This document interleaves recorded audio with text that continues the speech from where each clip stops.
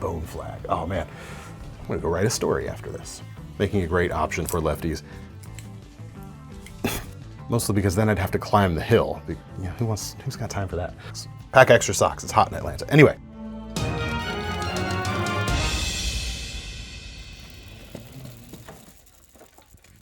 Hey everyone, David C. Anderson here, coming at you from the Knife Center, and you know what time it is. Got a bunch of cool new knives that have just hit our shelves right on the table in front of me. Slightly shorter list of knives this week because it's Blade Show week, which means That's this week? That's this week. You better be ready. I need to pack socks. You're going to be filming. Yeah, you better pack socks. Pack extra socks. It's hot in Atlanta. Anyway, what that means is we're buggering off earlier in the week, so we don't have as much time to film or edit, so let me ramble on to make the edit a little bit longer for Thomas. Now, let's get into the knives, shall we? I don't like you. Oh, no. First knife today.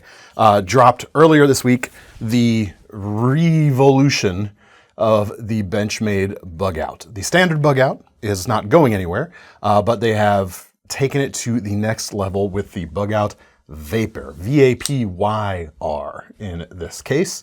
And it is taken everything about the original Bugout, which is about thinness and lightness and sliciness and lightweight, and taken it away. I was to say added more, but no, it is thinner, it is lighter, it is stronger at the same time.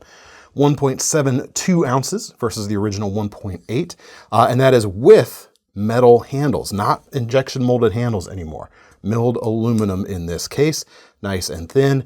MagnaCut blade steel for an upgrade in toughness, while still maintaining great edge retention and corrosion resistance, and it is even thinner. They probably could have left the coating off to keep it even a little bit thinner still, but hey, they coated it. What are you going to do? No, Sir? You said it so you can go one step further. Oh, because they got to do the next edition will be the stripped blade, is what you're saying. I see, yes. Superleggera. Superleggera, yes, yes. They've even made the thumb studs a little bit, shorter to shave off, microns or fractions of an ounce. 1.72. Still got the same profile, 3.2-inch blade, almost a full flat grind with the steel as thin as that is. This is one of those just laser screaming slicer designs all around. Thinness on the handle, what are we talking about here? I actually don't have the spec, but it is less, but it's still full length. Most people will be able to get a full 4-finger grip on this, no problem. I've got slightly larger than average hands, and as you can see, no problem. The texture on the milled aluminum gives you a little bit to hold on to keep it from being too slim, and you got the pop of color there at the back. Redesigned deep carry pocket clip as well on this, which is reversible, making the entire knife ambidextrous because you've got the axis lock, of course, as well. Using the different spring design here compared to their standard Omega springs, again, keeping it or allowing them to go even thinner. The price is, as you would imagine, Benchmade people will know, higher, $375 for this knife. I will say this, if you want a MagnaCut Bugout and don't want to spend that much money, check out our KnifeCenter exclusives. We've got some MagnaCut bladed knives with the original Grivery handles for $200, same price as the S30V. So you could go for those as well, or you could go full on, full out. This is essentially the Narrows, that famous ultra-thin Benchmade knife, that formula applied to their most popular knife, the Bugout Vapyr. Check it out. Next up, for those folks who have been asking for, and I know there are some of you out there, new affordable US-made knives. This is kind of this is what you're going to get if you still want good quality right there. Bunch of stuff from Kershaw this week, including this USA-made Bonneville. This is coming in just under $100, and for that, you're getting 14C28N blade steel, 3¼ inch blade, and injection molded handles with the crossbar lock and the deep carry pocket clip. Now, some of you are going to say, that those knives or those specs and that size shouldn't be that much. You can get similar to this at a lower price, yes, but not if you want US made as well. So you gotta, take it as it comes. It's really hard to launch a new budget USA made knife that doesn't really skimp on materials. At least you're getting good, name brand essentially stuff, good solid steel here for that price. Is it worth it to you? That's up for you to decide. I'm just here to describe what the knife is. And what the knife is a very slicey blade here as well. Let me see, let me compare it to the Vapyr. Blade thickness is very similar overall to that Benchmade right there, 14C28, and of course it's not going to hold an edge as long as MagnaCut, but it is a stainless steel with a good amount of toughness as well. So just like MagnaCut. So it will, or the edge should be fairly robust. You just might have to sharpen it a little more often, of course. The geometry is not quite as slicey as the Bugout either. You can see we've got sort of a saber height flat grind there, and then a long swedge along the back. Stone-washed finish is going to hide scratches as you use it. Feel in the hand, it's a 3. I can just get all 3 fingers on there. It's a little tight for me, but if I wanted more, choking right up, bridging the flipper tab right there, just letting the those 2 fingers hang loose, I could definitely push into a heavier cut when needed and just enjoy the sliciness when I'm doing it too. 2 opening methods. Well, I guess 3. You've got that wrist flick, open and close, finger safe closing action, of course. Flipper tab, which works pretty good. I was testing how the feel is. You can never get really a super crisp detent like you can with other lock styles with a crossbar lock and a flipper, but they've tuned it just about as good as it gets. And then you've got the thumb studs as well if you rather open it that way. Deep carry pocket clip, as mentioned, little bit pokes up out behind it, and it is reversible. You've got a lanyard spot there at the spine section. There you go. That is, as I almost fumble it, the Bonneville. If you want similar vibes, not the same vibes, but you don't want to spend that $100, check out the Maneuver from Kershaw, coming in at $45. For that, you're getting a about 3 1/8 inch long blade. The steel is 8CR series stainless, again with a stone washed finish to look good as you use it, as you put scratches on it, and you got that straight clip point profile. Earth brown injection molded handles over full length liners. So it's not as lightweight as the Bonneville, despite the Bonneville being a little bit longer. The liners are more minimal in that knife. With the full liners here, you do get some more weight. Some people may like that. If you like the feeling of rigidity that gets and the feeling of solidity that weight conveys, there you go. But just keep that in mind. Really like the lines of it there. It's very graceful, very nicely considered in its proportions. The action, very nice. Ball bearings in the pivot, of course, with that crossbar lock there, Benchmade. Benchmade calls theirs the Axis lock. Kershaw calls theirs the Duralock. We just like to call them all crossbar locks because that's far easier after all. The action is quite good with the ball bearings there.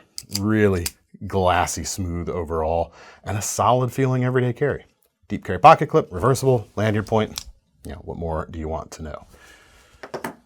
Tell me in the comments if there is something you want to know. Next up, bumping back up the price ladder a little bit, you've got a smaller imported knife from Kershaw, the Celestion, coming in at about $80. You've got a 2 3/4 inch D2 blade, nice and thin and slicey, just like everything else we've been looking at so far.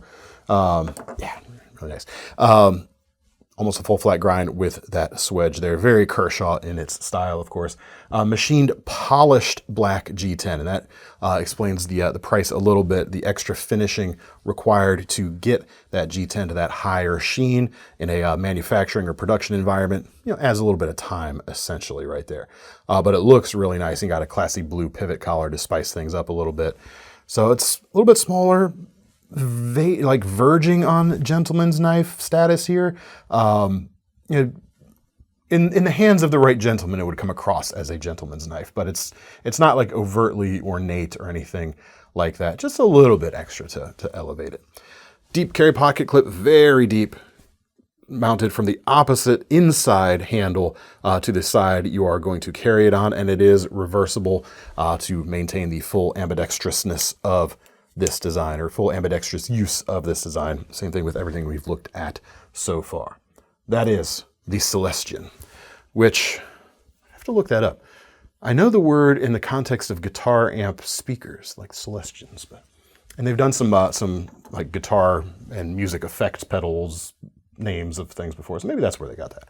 I don't know. Anyway, next up, we've also got the Bel Air.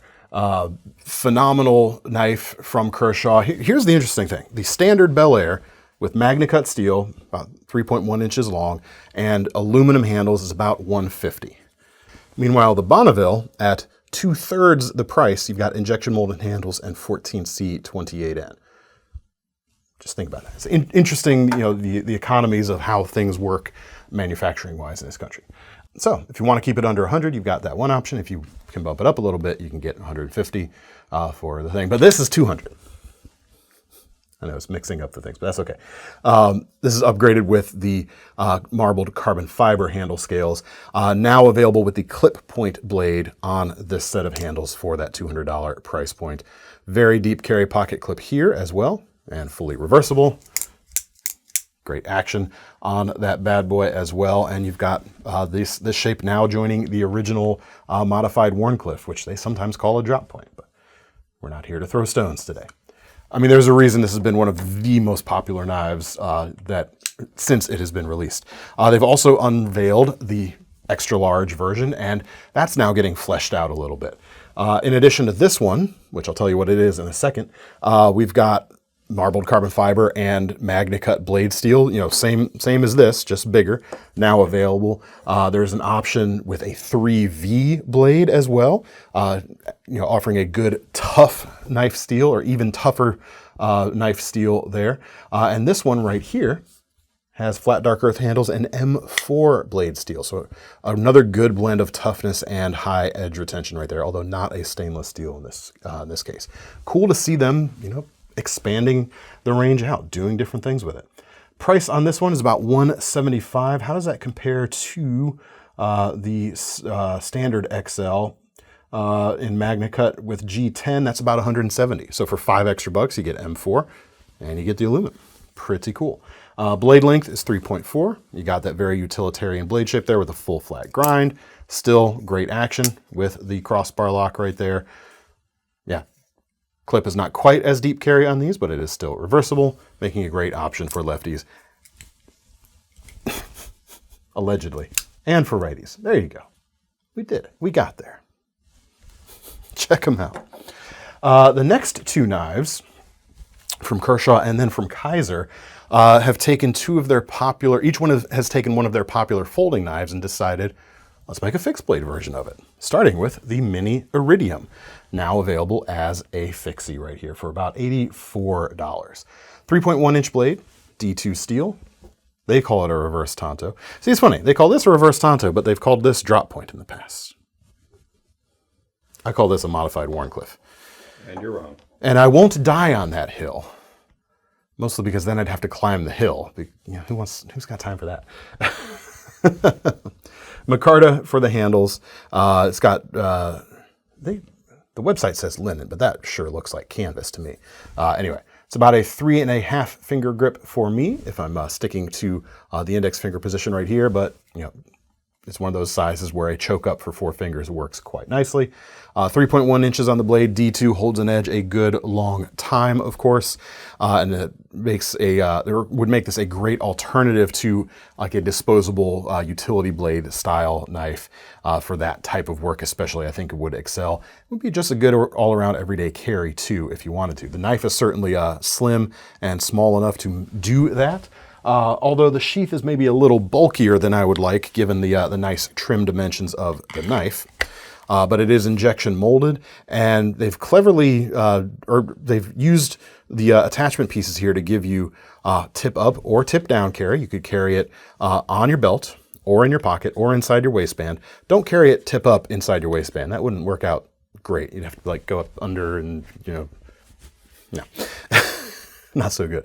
But this is, of course, reversible as well. You can throw it either side, and you've got the two positions for the clip to mount, so you can, again, do it the either direction on the front or the back right there. You could throw an ulti clip on there. That would make it a little slimmer if you wanted to. And let me just check the old Tech Lock spacing with the Civivi T clip here. And it looks, as I suspected, yes, we have Tech Lock or T-clip compatibility if you want something with even more security than this hook with the retention loop at the end could offer. There you go. Next up, we've got the Momo Fix 3 from Kizer, a fixed blade version of the Momo series of folders, and it's pretty cool. They start at about $65 with an AEBL stainless steel blade, and those have, I believe, aluminum handles. Actually, one of them's got like a black burlap, and the other one's black G10. So none of them are aluminum. I apologize. You could also bump up to this one here at about $110. It's got a VG10 core Damascus, so you got good looks and respectable performance. And for about $120, you can get something that looks very similar to this configuration here, but with S35 VN for the highest level of performance currently on offer. This one has nice wood handles here. What particular wood is that? Macruti wood. With black G10 bolsters. Looks really nice. The Damascus looks nice. You can see the VG10 core running down along the spine. Makes the top-down view of the handle look a little more interesting. I like that. Very neutral handle. Drop to the drop point blade. I've always considered this a good option for an EDC food prepping folder, and that utility is maintained in this fixed blade. You've got knuckle clearance and belly there to do the cutting board work. But again, just all around a nice everyday carry option. The sheath on this knife, despite it being a larger knife, is actually slimmer than the sheath on the Mini Iridium. So this would, despite being larger, be a slightly easier knife to carry. It does come with the slim dots style locking belt clip right there. But if you threw an ulti clip on there, you've got, larger side of pocket fixed blade carry all day, every day, but you would have it in any case. Carbon fiber type of wrap. Is that a wrap? Yeah, it's a surface treatment to the Kydex right there. But there you go, the Momo Fix 3. Also from Kizer, actually I should say from both Kershaw and Kizer, these are just some of several releases this week. Make sure to check out all the new items at the links in the description, or just head over to the Kershaw page, I guess, and click new items from there. Anyway, bunch of new stuff from both brands. This is the Madrac button actuated top liner style lock right here. Yeah, several different flavors of this are available. I went for one of the wilder configurations, but there are more tame options if this is a little too eye-searing for you. But we've got with this one anyway, blade just over 3 inches. Again, they say reverse tanto. What are we even doing anymore? Telling the truth. That's like clipped sheep's foot, man, all the way. That counts. $75, 14C28N blade steel. Multicolor Vortex Micarta, it says. Not G10, really. Anyway, the advantage of that button style, it's kind of like that Spyderco compression lock, really, but they can't call it that, and they do it a little bit differently. But it's not your typical plunge style button lock. You've got the rigidity and the snappiness of a good detented liner lock behind it. But you get that finger safe closing action as well, and the wrist flick if you want to do it that way, or thumb studs, take your pick. It's got a good shape to it. I'm not usually particularly drawn to this blade shape outside of some circumstances, and this is one of those circumstances, quite honestly. It flows really nicely, it's balanced visually and in the hand for actual use. It's not to love, quite honestly. Reversible deep carry pocket clip completes the picture. Let's see, the low end price on this series is right about $65 with black micarta. There's also a crazy option at $65 as well with Nitro V blade steel, or you could go up, bump it up to S45 VN. Those sit around the $130 mark or the $170 mark. What I'm saying is there's options. Check out the options, don't you? Why don't you? Next up, we have the Outposter from Kizer. 2 versions of it, and the 2 versions that I have here are about $70. There's a crossbar locking version and a button actuated top liner lock version right here. Take your pick of what you prefer. And you know what? This one does not have reversible pocket clips on either of them. So despite both being good options for lefties in the lock department, not so much in the pocket clip department. So, sorry lefties. This one right here, Nitro V blade steel, purple vortex pattern micarta. If you like that, cool. If not, you can go for the more subtle options. subtlers. Nitro V on this one as well with brown micarta. Let me just see if there's any hypo options in this. Nope, they're all sitting about 70 bucks with Nitro V. There's 4 options currently. But yeah, take your pick. Blade, 3.3 inches long, thin, slicey drop point. Bit of a theme going on today, don't you think? Full flat grind in this case. Very nice pointy tip, pointier than some drop points, although not pointier than most of the drop points on the table. So you still get very, very useful and usable precision tip. Let's see, opening options. You got 1, you got 2 with the thumb studs, and you've got the cutout in the blade for that reverse flick especially, or you could certainly thumb open it there, but you've got the thumb stud, so I don't know why you would do that. So 3 primary opening options. It's a 3 to 3.5 or 3.5 to 4 finger grip back here, depending on your hand size. It's about 3.5 for my slightly larger than average mitts. You do have a finger choil up here, up on the in front of the pivot. It's not overly generous, however, so don't consider that. For me, at least, it would not be a full extra finger's width of grip, but I could get my fingertip up there for certain piercing things if I wanted to. Next up, GiantMouse, and this is another brand where there's a handful of new releases, but I only grabbed one. This is the Redington fixed blade right here, 5.12 inch blade in MagnaCut. And it's coming in $425 with a double black canvas micarta, which is really cool. Like black canvas micarta usually comes off a bit gray, but the double black, the extra dye in there, gets you a very black micarta in this case. And the shape is really nice. You've got kind of ridges in it to give you more, even more traction, but they're not so bad that I think they would be super blistery over time. If you were worried about that, a pair of gloves would not be remiss, however. Regarding the name of this knife, I was actually not familiar with this location, but there's Redington, Maine. It's a U.S. military SEER training ground, so survival, evasion, resistance, and escape. Or is it reconnaissance and escape? I can't remember now. But there's a SEER school in Redington, and this is kind of channeling that survival mindset at least. The clip point blade should be pretty versatile in an outdoor survival scenario, while also giving you the quote unquote combat capability of a military survival context right there. The MagnaCut, of course, very tough, very stain resistant, and good edge retention all around. You've got a spot of jimping here. It's not really for your thumb, unless you were out there doing the finger choil thing. You could get your thumb up there then. But index finger for me sits really nicely there. Back to the ergonomics, like I said, it feels good.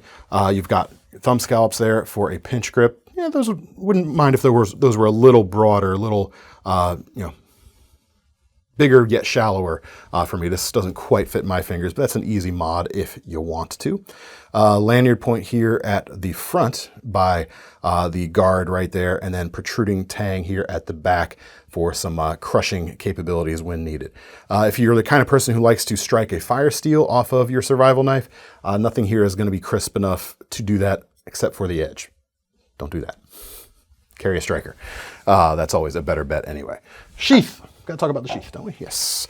It is Kydex. It is right here, and it comes with a webbing belt loop right there. And let me check on the fit of the T-clip. Let's see. Yep. Would fit right there. 1, 2, 3 would fit right there. And then, of course, the T-clip has the slots as well, whereas the Tech Lock does not, of course. There you go. That is the Redington. All right, we're going to end with some more old school vibes. We've got the Finch Knife Company Gooseneck folder right here. 3 options. I am a big fan of jigged bone, and yellow and green jigged bone especially are my favorites, and this is a very nice yellow jigged bone. So that's the one you get to see today, or you can see the others at the link below or in the QR code up above. What we have here. Sort of a big beefed up long clip point, almost a muskrat style clip point blade here. 2 3/4 inches long, a little bit thicker maybe than like a classic slip joint would render this blade in, but it's more modern. So there you go. 2 3/4 inches, 14C 28N for good toughness, respectable edge holding, and of course stainlessness. Stainless steel bolsters as well. Reversible wire deep carry pocket clip and a bolster style frame lock for security. So Finch, all their releases have always done such a good job of channeling, vintage old school designs without replicating them. Like they're not, completely mimicking old school designs. They're, making them their own, but giving you those modern safety features and modern convenience. The safety of the lock, the convenience of the pocket clip, so on and so forth. The convenience of one-hand opening as well. I mean, the flipper tab on this works really, really well. Check it out, $110 for this version, and all the versions right now are $110 as well. And last but not least, another brand that sometimes mimics old school patterns, but more often than not kind of puts their own spin on them as well. Rosecraft blades. This is their Tuckahoe jack with a 2.5-inch 14C28N spear point blade with a full flat grind here. I also really like red jigged bone. Shoot, what would be my favorite now? Like red, yellow, green. Yellow's probably third. Just mush them together. Hey, yellow's probably third. Green is really good. Red is really good. I don't know. Ask me on any different day, the answer might be different. Red or green are both. What country has really all nice. three of those colors in its flag? Red, green, and yellow? There's somebody.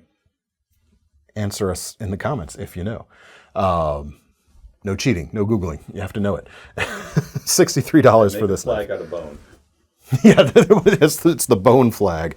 Ooh, there's some like my fantastical, like fantasy loving mind is like keying off of that. There's some cool like underworld, potential with that. The bone flag. Oh man, I'm gonna go write a story after this. I won't read it. No, I'm not. I don't have time. $63 for this knife. We don't have time. We have to get ready for Blade Show. Just keep it moving. Anyway, if you're unfamiliar with Rosecraft's stuff, dollar for dollar, I think they are like the best value in slip joints out there today because the price is decent and the quality is way more than decent, which is really nice. You can get cheaper slip joints. They're not going to feel this good. You can get other slip joints that are around the same price. They're not going to feel this good. That's just the reality of it. No, they're not made in America, but they are good. We'll just leave it at that. Two colors are available right now as we're filming, but many of these Rosecraft drops have been selling out pretty quickly. We've also got gray barnboard jig bone in addition to the red here with, of course, the heart in it. So take your pick.